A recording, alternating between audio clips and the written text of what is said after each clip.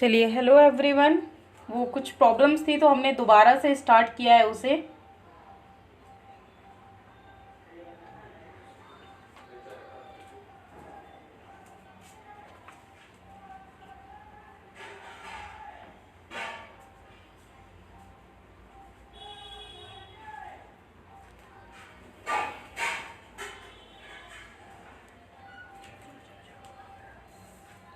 चलिए, तो पिछले वीडियो में हमने पुर्तगालियों के बारे में देखा था। आज हमें डचों के बारे में देखना है। पुर्तगालियों, अब देखिए, जो डच है वो नीदरलैंड और हॉलैंड के निवासी थे। ये 1602 में कंपनी का गठन होता है। जो डच कंपनी थी उसका जो गठन है यानी जो बनी थी वो 1602 में बनी थी। लेकिन अगर भारत में आगमन हम देखते हैं तो ये 1605 में भारत आती है। यानी ये कंपनी जो थी वो 1602 में ऑलरेडी बन चुकी थी, लेकिन भारत ये 1605 में आती है। तो कहीं कहीं आप लोगों को इसका जो कंपनी का टाइम मिलेगा वो हो सकता है 1605 में मिले। तो आप लोगों को ये समझना है कि ये जब भारत में आती है तो हो सकता है कि किसी बुक में ये भारत में आने का इसका टाइम दिया गया हो। उसके बाद नेक्स्ट हम देखिए इसका एक स्ट्रक्चर देख लेते हैं कि आखिर हम इसे पढ़ेंगे कैसे।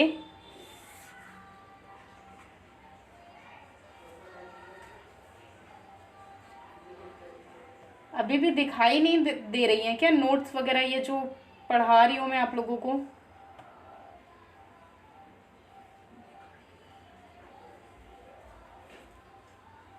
चलिए, दिखने लगी हैं नोट्स? दिख रहे हैं सभी लोगों को? चलिए, दिख रहे हैं। तो चलिए, ये मैं दोबारा से बता देती हूँ कि 1602 में कंपनी का गठन होता है और 1605 में ये जो कंपनी है वो भारत आती है। डचों की जो कंपनी थी वो नीदरलैंड और हॉलैंड की कंपनी थी। आज प्रेजेंट टाइम में इसे नीदरलैंड कहा जाता है, पहले ये हॉलैंड हुआ करता था। चलिए, तो इसमें अब हम इसका स्ट्रक्चर देख लेते हैं। तो पहले हम कंपनी का गठन देखेंगे, कंपनी का गठन और ढांचा।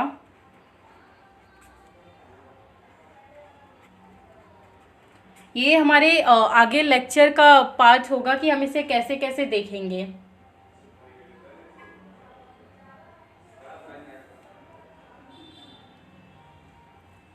आरती रॉय कह रही है मैम कॉपी सीधी नहीं दिखाई दे रही है।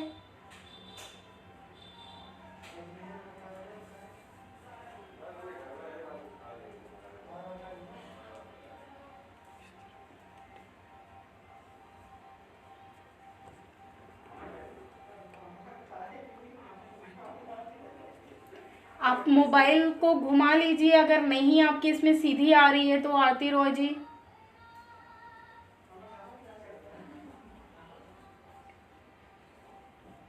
चलिए, कंपनी का गठन और ढांचा देखते हैं। उसके बाद भारत में फिर इसकी फैक्ट्री देखेंगे।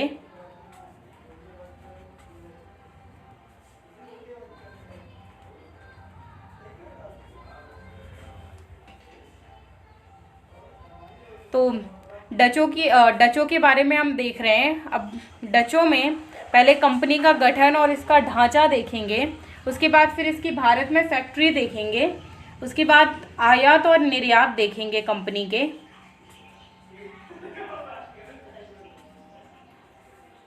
ये सारे हमारे पॉइंट्स होंगे, आगे के हमारे लेक्चर के हिस्से होंगे जिन्हें हम डिस्कस करेंगे। उसके बाद हमारा नेक्स्ट टॉपिक होगा भारत में पिछड़ने के कारण।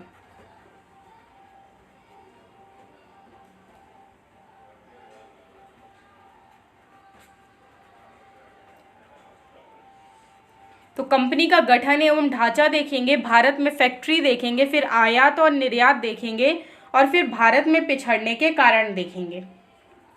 तो चलिए, पहले कंपनी के गठन और ढांचे की बात कर लेते हैं।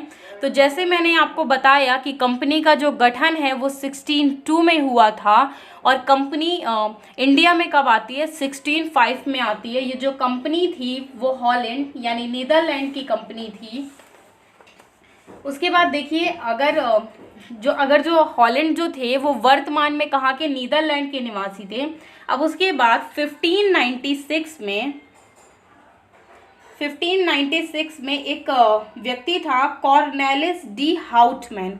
कौन? Cornelis de Houtman. वो केप ऑफ गुड होप के रास्ते से होते हुए सुमात्रा तथा बाटेन पहुंचने वाला प्रथम डच नागरिक था। देखिए, ऐसा नहीं था कि यही जो पहला आदमी था वो केप ऑफ गुड होप के रास्ते से आया था। हमने पुर्तगालियों में डिस्कस किया था कि केप ऑफ गुड होप के रास्ते से कौन? वास्को डिगामा भी आया था, लेकिन वो अफ्रीका होते हुए आया था। और ये जो पर्सन है वो 1596 में कहाँ से? केप ऑफ गुड होप होते हुए सुमात्रा तथा बाटेन पहुंचने वाला पहला प्रथम व्यक्ति था।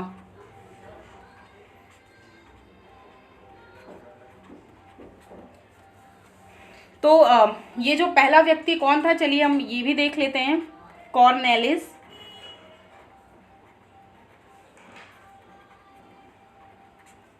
Cornelis de Houtman.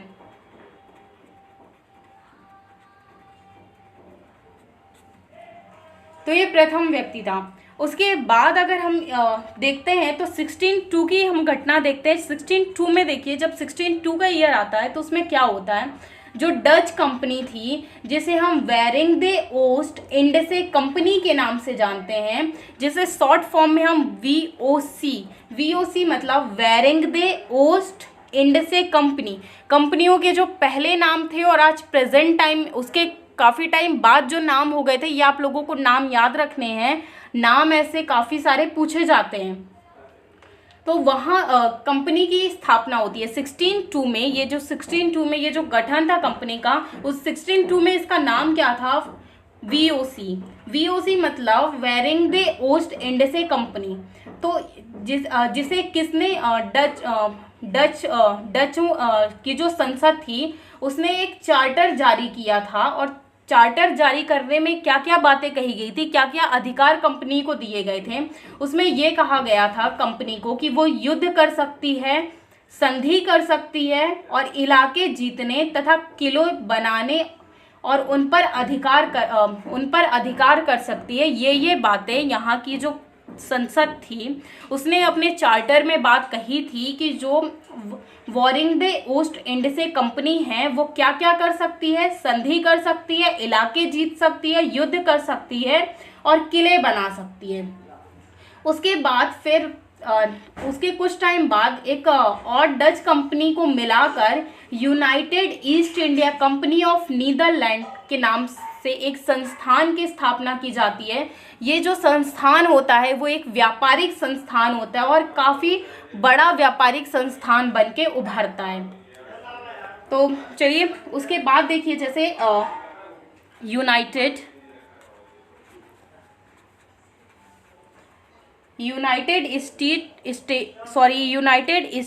East company of Netherland, ये इसकी एक ये बाद में एक व्यापारिक कंपनी बनती है। उसके बाद में डच जो थे वो स्टार्टिंग में देखा जाए तो ये इंडोनेशिया तक ही केंद्रित थे। पहले जो थे ये भारत में नहीं आते, सिर्फ इंडोनेशिया तक केंद्रित थे। और इंडोनेशिया में ये क्या करते थे? मसालों का व्यापार करते थे। यानी इंडोनेशिया में अभी देखिए ये भारत भी नहीं आए हैं और ना ही भारत के साथ अभी इनका कोई व्यापार है, ना ही किसी तरीके का ये कार्य करते हैं।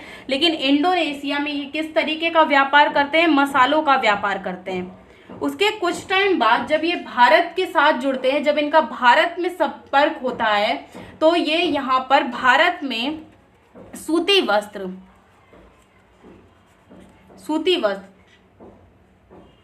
इसका व्यापार करना चालू करते हैं। और ये या फिर सूती वस्त्रों को ये अपने व्यापार में शामिल करते हैं, जिससे इन्हें बहुत ही ज़्यादा लाभ मिलता है।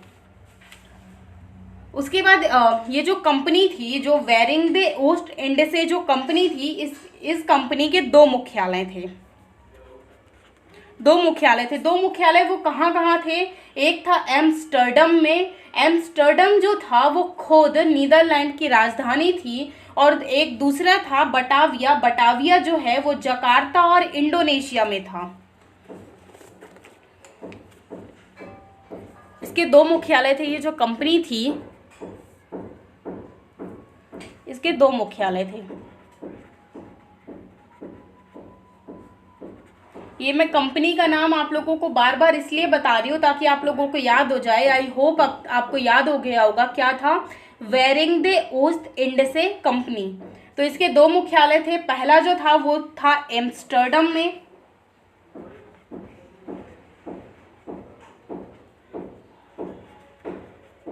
दूसरा जो मुख्यालय था वो था बटाविया में।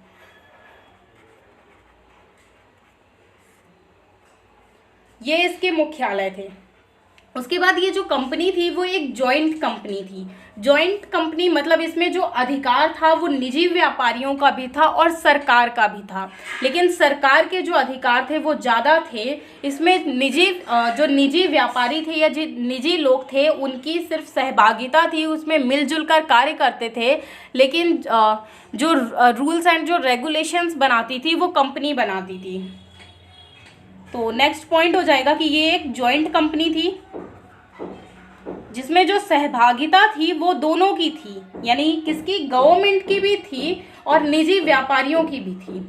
उसके बाद ये जो डच कंपनी थी वो किसके द्वारा चलाई जाती थी? एक निदेशक मंडल के द्वारा चलाई जाती थी। किसके द्वारा चलाई जाती थी? निदेशक मंडल के द्वारा चलाई जाती थी। और ये जो निदेशक मंडल होते थे ये कुल कितने होते थे? 17 होते थे।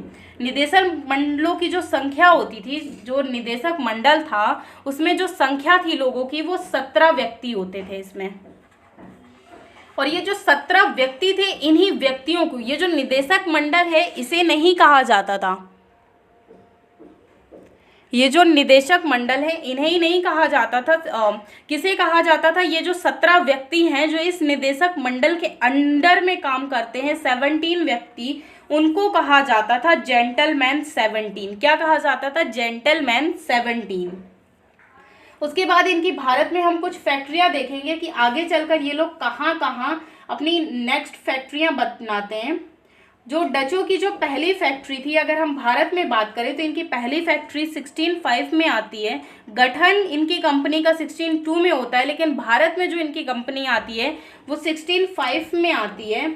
और भारत के पूर्वी तट जो कहाँ था? मसूलीपट्टनम में था। कहाँ? मसूलीपट्टनम में स्थापित होती है। तो भारत में डचों की प्रथम फैक्ट्री जो है वो 1605 में मसूलीपट्टनम में स्थापित होती है। ये क्वेश्चंस काफ़ी इंपॉर्टेंट है, काफ़ी बार पूछा जाता है कि डचों की प्रथम फैक्ट्री कहाँ स्थापित की गई थी? तो मसूलीपट्टनम में की गई थी। और कब, अगर ये पूछा जाए कि कब स्थापित की गई थी, तो 1605 एडी में स्थापित की गई थी।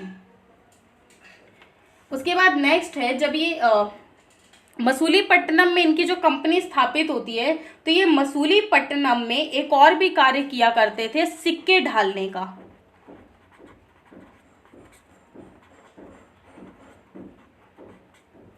क्या कार्य किया करते थे? सिक्के ढालने का। ये लोग सिक्के भी ढालते थे, लेकिन बाद में आगे चलकर नेगापट्टनम जो था, जिसे आज क्या कहा जाता है? नागपट्टनम कहा जाता है, ये कंपनी का मुख्यालय बनता है। अगर भारत में देखा जाए, भारत में कंपनी का मुख्यालय देखा जाए,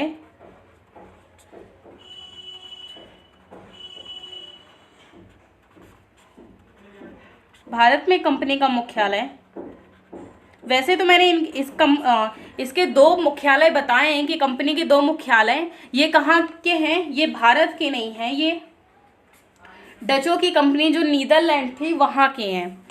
तो भारत में अगर कंपनी का मुख्यालय देखा जाए तो कहाँ था? नेगापट्टनम, जिसे आज प्रेजेंट टाइम में नागपट्टनम कहा जाता है। तो ये इनका मुख्यालय बनता है। उसके बाद डचों ने 1619 में जकार्ता को जीतकर इन्होंने एक अलग नगर की स्थापना की थी जिसे हम बैटेविया कहते हैं। तो क्या करते हैं? 1619 में ये लोग जकार्ता को जीतते हैं जिसे हम बैटेविया नगर कहते हैं। उसके बाद 1641 में ये लोग मलक्का को जीतते हैं और 1658 में पुर्तगालियों ने श्रीलंका को जीता था। तो 1641 में इन्होंने मलक्का को जीता, और 1658 में किसी किसी बुक में आपको 1659 भी मिलेगा, लेकिन जो एनसीईआरटी जो गवर्नमेंट ऑफ इंडिया की तरफ से ऑथराइज्ड बुक होती है उसमें हमें 1658 मिलता है। लेकिन अगर आपको कहीं 1659 मिले तो कोई प्रॉब्लम की बात नहीं है, दोनों ही ईयर माने जाते हैं, तो अलग अलग चीजें आपको मिल सकती हैं। तो पुर्तगालियों से इन्होंने क्या है, श्रीलंका को जीतकर अपने कब्जे में कर लिया था। जो श्रीलंका था वो पहले पुर्तगालियों के अंडर में था। इससे पहले जो मैंने लेक्चर आया था वो पुर्तगालियों के बारे में पढ़ाया था। तो श्रीलंका को ये लोग श्रीलंका जो पुर्तगालियों के उसमें था, तो पुर्तगालियों से ये लोग क्या करते हैं, डच जो थे वो छीन लेते हैं या फिर जीत लेते हैं, जीतकर अपने कब्जे में कर लेते हैं। उसके बाद नेक्स्ट जो है, तो इन्होंने अपनी जो कंपनियां थी वो पहली जो कंपनी थी वो मसूलीपट्टनम में स्थापित की। लेकिन मसूलीपट्टनम में जब इन्होंने स्थापित की तो डचों ने भारत में जो क्या है, इन्होंने पश्चिमी तट की अपेक्षा इन्होंने पूर्वी तट पर, देखिए पूरे भारत में ये ध्यान नहीं दे रहे थे, ये जो है वो पश्चिमी तट की अपेक्षा पूर्वी तट पर ज्यादा ध्यान दे रहे थे। उसके बाद इनकी कुछ और भी हम कंपनियां देख लेते हैं कि कहाँ कहाँ होती है। जैसे पहले जो 1605 में होता है वो कहीं आपको मसूलीपट्टनम लिखे मिलेगा, कहीं मसूलीपट्टनम मिलेगा और कहीं मछलीपट्टनम भी मिलेगा। तो इसे पहले मछलीपट्टनम भी कहा जाता था, इसलिए कहीं आपको मछलीपट्टनम मिलेगा। तो पहली चलिए इनकी व्यापारिक कोठियां देख लेते हैं या कंपनियां देख लेते हैं कि कहाँ कहाँ थी। तो जो पहली कंपनी थी वो 1605 में स्थापित होती है मसूलीपट्टनम में।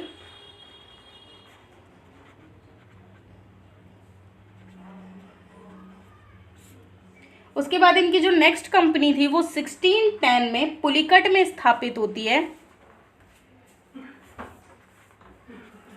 पुलिकट जो थी बाद में इनकी राजधानी बनती है डचों की, और इनका व्यापारिक केंद्र भी बनती है। उसके बाद 1616 में सूरत में इनकी नेक्स्ट कंपनी स्थापित होती है। उसके बाद कुछ और भी कंपनियां थी, जैसे बालासोर थी, नागपट्टनम थी,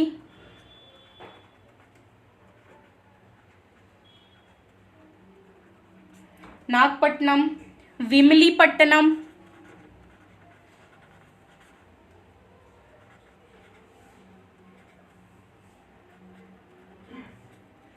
और कासिम बाजार।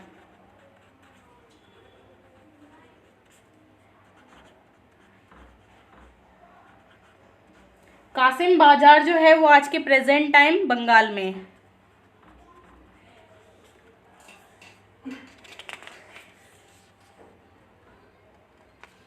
चलिए आगे डिस्कस करते हैं। इतना सभी को समझ में आया? इसमें कोई डाउट?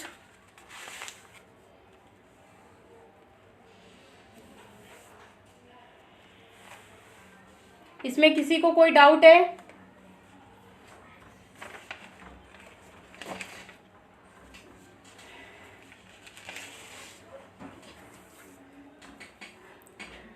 उसके बाद हम डचों की व्यापारिक नीतियां देखेंगे कि डचों की व्यापारिक नीति क्या थी।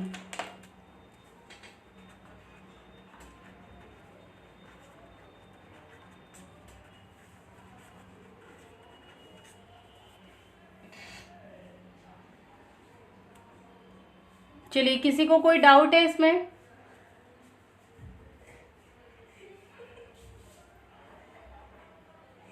चलिए तो इनकी व्यापारिक नीतियां देखते हैं। व्यापारिक नीतियों में अगर हम बात करें तो इनकी पहली जो नीति थी वो सहकारिता की नीति थी। एक साथ ये मिलजुल कर कार्य करते थे। अब कैसे? यानी जो नियंत्रण था कंपनी का वो दोनों पर, कंपनी पर जो नियंत्रण था वो गवर्नमेंट का यानी सरकार का और निजी, मैंने स्टार्टिंग में ही बताया कि ये जो थी वो दोनों की कंपनी थी। इसमें जो नियंत्रण था वो सरकार का भी था और निजी व्यापारियों का भी था। उसके बाद इनकी जो दूसरी नीति थी उसमें इन्होंने क्या है, जो मुनाफा जो था और जो मूल्य था उसे इन्होंने नियंत्रण रखा था। यानी जितना उससे मुनाफा इन्हें कोई भी चीज़ ये खरीदते या बेचते हैं, खरीदने के बाद बेचते हैं, तो उससे इन्हें जितना मुनाफा होगा वो भी डिसाइडेड था कि कितना निजी जो निजी व्यापारी हैं उन्हें दिया जाएगा और कितना गवर्नमेंट को दिया जाएगा। उसके बाद मूल्य भी डिसाइडेड होता था कि ये जो वस्तु है, जैसे मान लीजिए कोई भी वस्तु है तो उसे कितने रेट पर बेचा जाएगा, ये भी इनका ऑलरेडी डिसाइडेड था। उसके बाद नेक्स्ट जो था वो ये था कि मुनाफा जो होगा, जो मुनाफा होगा उसी के बाद वो लोग जो मुनाफा इन्हें प्राप्त होगा तो दोबारा से ये उसी कंपनी, अलग अलग कंपनियों में उसी मुनाफे को निवेश करेंगे और फिर पैसा 2 गुना बनाएंगे। तो ये इनकी कुछ व्यापारिक नीतियां थी। और उसके बाद फिर हम नेक्स्ट इनका देखते हैं कि इनके कुछ इम्पॉर्टेंट क्षेत्र थे या कुछ डचों के कुछ मुख्य ठिकाने थे जो अलग अलग जगह पर थे। तो वो हम एक मैप के थ्रू देख लेते हैं कि कहाँ कहाँ इनकी जो मेन फैक्ट्रियाँ थीं वो मैप के थ्रू देख लेते हैं, या कहाँ कहाँ से ये व्यापार करते थे। तो ये मैप अगर आप लोग पेन कॉपी लेकर बैठे हैं तो बना लीजिए।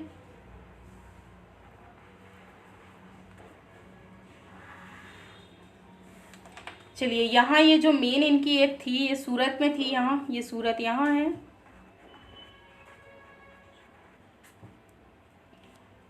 उसके बाद ये यहाँ कोचीन में थी।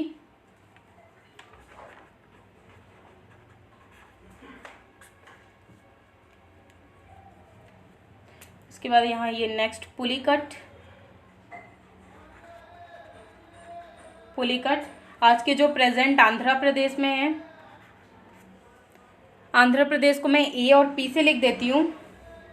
उसके बाद मसूलीपट्टनम थी, ये यहाँ मसूलीपट्टनम है।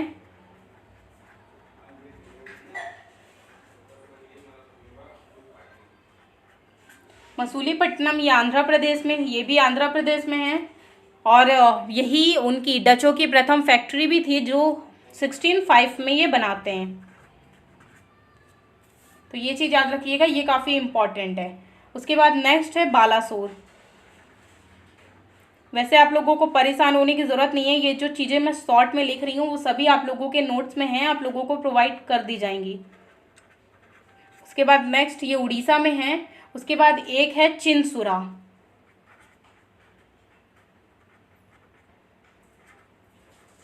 चिनसुरा ये वेस्ट बंगाल में है।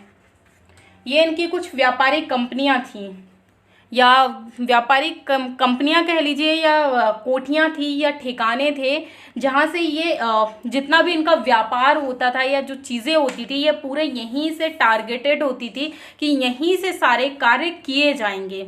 तो ये यहाँ से बिल्कुल इनका टारगेटेड होता था। उसके बाद अगर आयात और निर्यात की अगर हम बात करें तो ये लोग डच जो थे वो भारत से,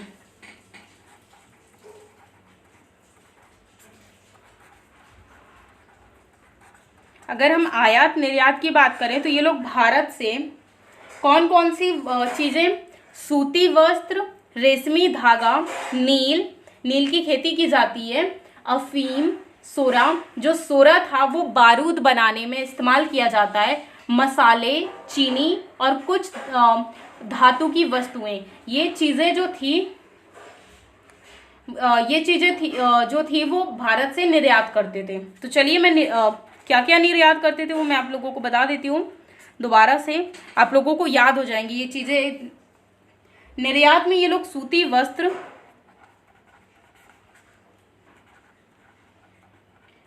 वस्त्र, रेशमी धागा, नील, अफीम, शोरा, मसाले,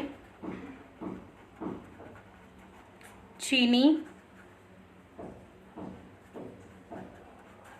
और कुछ धातु की वस्तुएं। तो ये चीज़ें जो थी ये लोग भारत से निर्यात करते थे। उसके बाद आयात में देखते हैं, एक मिनट,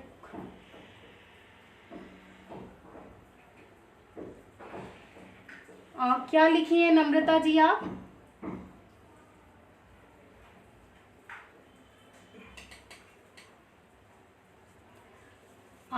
जो लिखी हैं वो सही से स्पेलिंग समझ में नहीं आ रही है। नम्रता जी आप कहाँ क्या लिखी हैं?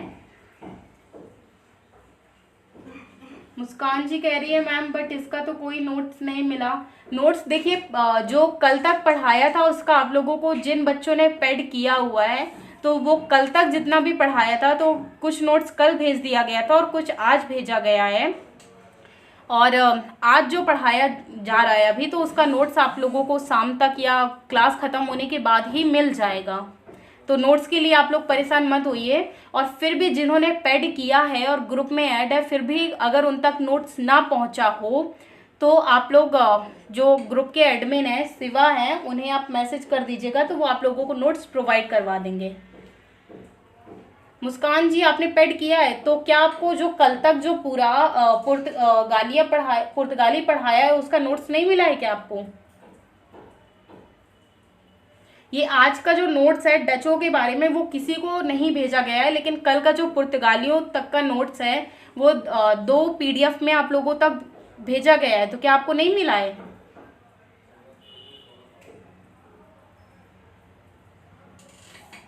चलिए, तो निर्यात हमने देख लिया, अब आयात में देख लेते हैं। तो मुस्कान हम आपको प्रोवाइड करवा देंगे, चलिए क्लास के बाद आपको प्रोवाइड करवा देंगे। मुस्कान आपका इंग्लिश मीडियम है क्या, हिंदी मीडियम है? चलिए आपको नोट्स प्रोवाइड करवा दिए जाएंगे अगर नहीं मिले हैं तो।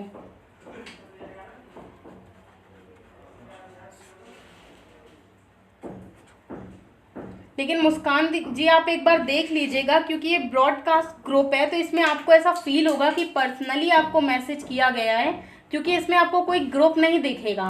जो मैसेज है वो आपके इसमें आएगा, तो आप एक बार देख लीजिएगा। चलिए, अगर नहीं मिला है फिर भी आपको तो प्रोवाइड करवा दिए जाएंगे। अब आयात वस्तुओं में हम देख लेते हैं कि क्या क्या चीजें आयात कर। तो सोना चांदी ये इनकी आयात वस्तुओं में थी। सोना चांदी, पारा और कुछ कांच की वस्तुएं।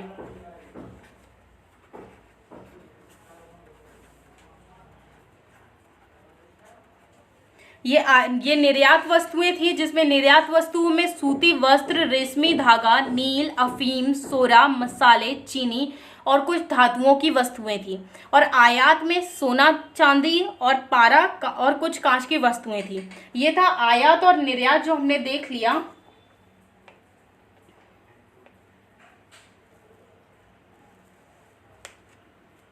उसके बाद देखिए, जब इनकी जो व्यापारिक कंपनियां थी वो काफ़ी ज़्यादा चल रही थी, तो इन्होंने क्या है, अपनी जो ज़्यादातर इनकी जो फैक्ट्रियां थी वो पूर्वी तट पर थी। क्यों इनकी पूर्वी तट पर? जैसे मैंने अभी आपको बताया था कि इनकी जो ज़्यादातर कंपनियां थी वो पूर्वी तट पर थी। तो पूर्वी तट पर होने का एक कारण ये था कि ये लोग कहाँ से जुड़े थे, इंडोनेशिया से जुड़े हुए थे।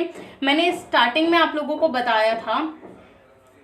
तो इसी कारण इनकी जो कंपनियां जो इनके पूर्वी तट हट गई थी। चलिए, तो पता नहीं क्या हो गया था, क्लास 20 से कट गई थी।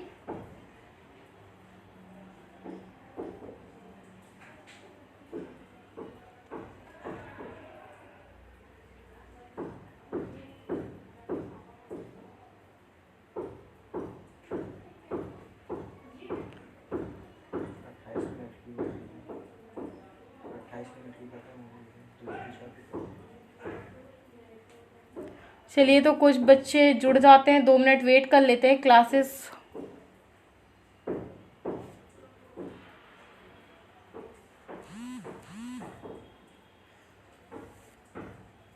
कट गई थी 20 से।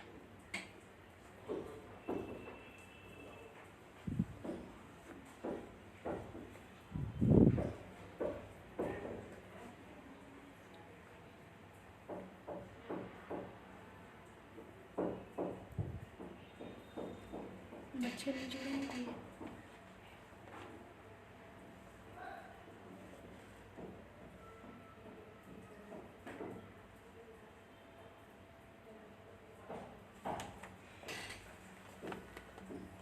चलिए, इसे दोबारा से स्टार्ट किया है, फाइल इनकरप्ट हो गई थी तो चलिए दोबारा से स्टार्ट करते हैं। जो आयात और निर्यात मैंने आप लोगों को बता दिया था, तो ये जो वीडियो था वो कट गया था।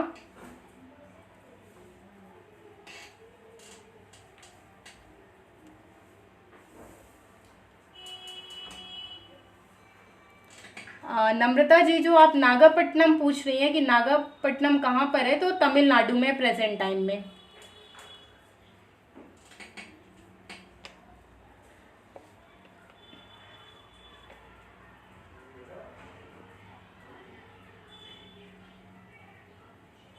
चलिए तो स्टार्ट करते हैं। आयात और निर्यात मैंने आप बता दिया था आप लोगों को। उसके बाद 1722 में इनकी जो व्यापारिक व्यवस्था थी उसका हमें उल्लेख मिलता है कि इनकी आखिर जो व्यापारिक व्यवस्था थी वो कैसी थी। तो इनकी जो व्यापारिक व्यवस्था थी वो कार्टेल पद्धति पर आधारित थी। किस पद्धति पर? कार्टेल। जो 1722 में कुछ डॉक्यूमेंट्स लिखे गए, कुछ व्यापारिक व्यवस्थाओं का लेखा जोखा किया गया, तो उसमें हमें डचों की भी व्यापारिक नीति कैसी थी उसका हमें पता चलता है कि इनकी जो व्यापारिक नीति थी वो एक कार्टेल व्यवस्था पर आधारित थी। उसके बाद जो डचों की जो कंपनी थी वो थी तो सहभागिता वाली सभी की कंपनी थी, लेकिन मैंने आपको बताया कि जो नियंत्रण था वो पूरे तरीके से गवर्नमेंट का था, यानी क्या कार्य किए जाएंगे ये सारी चीज़ों पर जो नियंत्रण था वो गवर्नमेंट का था। और यही कारण था कि जो कंपनी थी वो जैसे अलग और जो कंपनियां थी जब वो भारत में आती हैं तो उन्हें साम्राज्यवादी और विस्तार करने की नीति दी जाती है, छूट दी जाती है, लेकिन ये पूरी तरीके से गवर्नमेंट आधारित कंपनी थी। तो यहाँ पर जो कंपनी जो थी वो क्या है, अपनी इच्छा के अनुसार विस्तार नहीं कर सकती थी भारत में, यानी वो जितना एक्सपेंड करना चाहे वो नहीं कर सकती थी, किले वगैरह नहीं जीत सकती थी, जितना कंपनी कहेगी सिर्फ उतना ही वो कार्य कर सकती थी। और यही आगे चलकर जो मेन कारण बनता है कंपनी के पतन का, यानी जो डचों का जो पतन होता है तो अपने हिसाब से ये विस्तार नहीं कर सकती थी। इसी कारण जो है इसके आगे चलकर इसका प्रमुख कारण बनता है पतन का। कैसे? क्योंकि इस डचों के अलावा अभी भारत में पुर्तगाली भी थे, फ्रांसीसी और फिर अंग्रेज भी आएंगे। तो एक दूसरा कारण इनके जो पतन का है वो क्या बनता है कि इनकी जो नौसैनिक शक्ति थी जो अंग्रेजों के मुकाबले वो क्या थी, काफ़ी कमज़ोर थी। और दूसरी ये थी कि इन्होंने ध्यान अपना केंद्रित कहाँ पर किया था, दक्षिण पूर्वी एशिया के जो द्वीप थे वहां पर इन्होंने अपना ध्यान ज़्यादा केंद्रित किया था। उसके बाद नेक्स्ट हम इसके देख लेते हैं कि डचों के भारत में पिछड़ने के कारण आखिर क्या इनके कारण थे।